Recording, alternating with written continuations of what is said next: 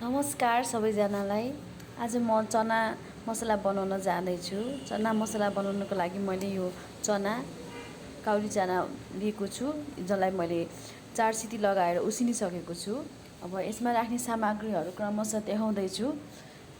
यो प्याज हो जुन मैले मसिनो गरेर काटेर राखेको छु। यसका साथै गोलभेडा, लास्टमा सर्भ गर्नको लागि धनिया, अनि यो हरियो खुर्सानी पनि राखेकी छु। मैले भाँडा बसालिसकेँ। भाँडा तातिसकेको छ।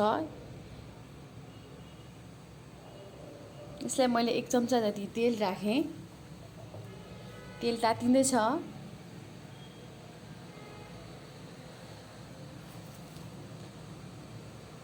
तेल तातिएपछि मैले यसमा हाफ चम्चा जिरा राख्दैछु।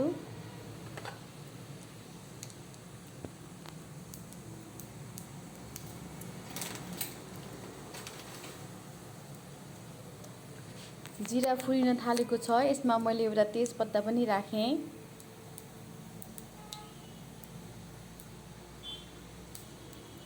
अब प्याज राख्दैछु।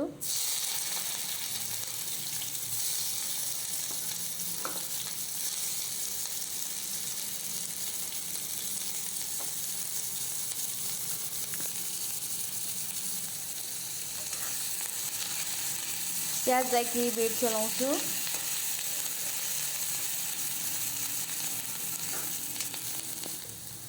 यसैमा मैले अब हरियो खुर्सानी पनि राखेँ।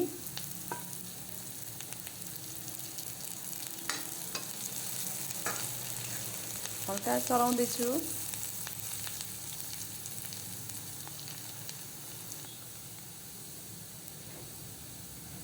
प्याज हल्का ब्राउन हुँदैछ। अब यसमा गोलभेडा राख्दैछु। गोलभेडा राखेर यसलाई पनि मैले चलाएँ।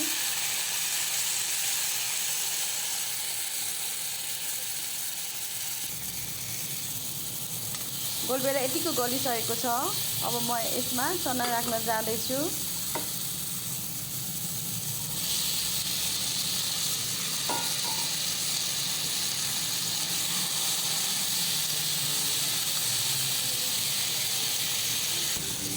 अब यसमा चाहिने सामग्रीहरू राख्न जाँदैछु। फर्स्टमा मैले थोरै बेसार राखेँ।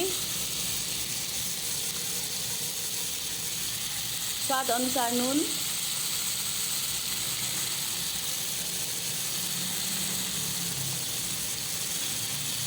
जिरा र धनियाको धुलो,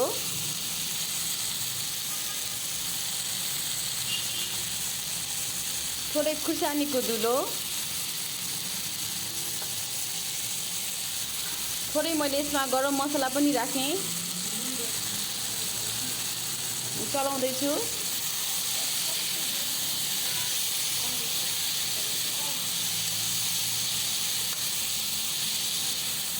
यो यतिको भइसकेको छ।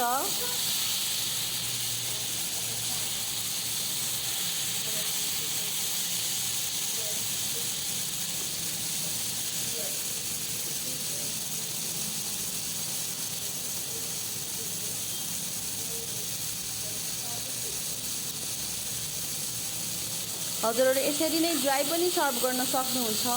कसैलाई झोल मनपर्छ भने यसमा थोरै तातो पानी राखेर पनि खान सक्नुहुन्छ।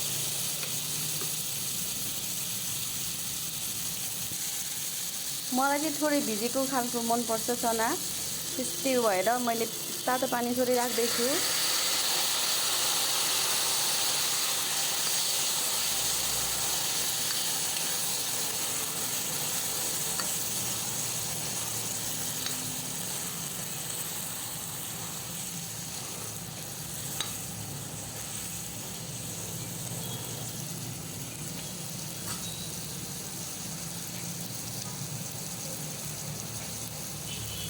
एक मिनट जति त्यतिकै छोडिदिने।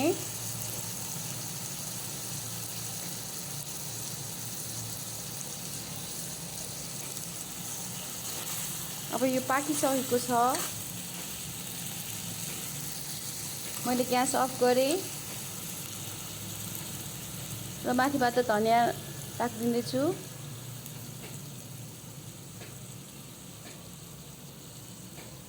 अब यो खानालाई रेडी भयो। यो चिउराहरूसँग खानासँग रोटीहरूसँग खान सक्नुहुन्छ। धन्यवाद।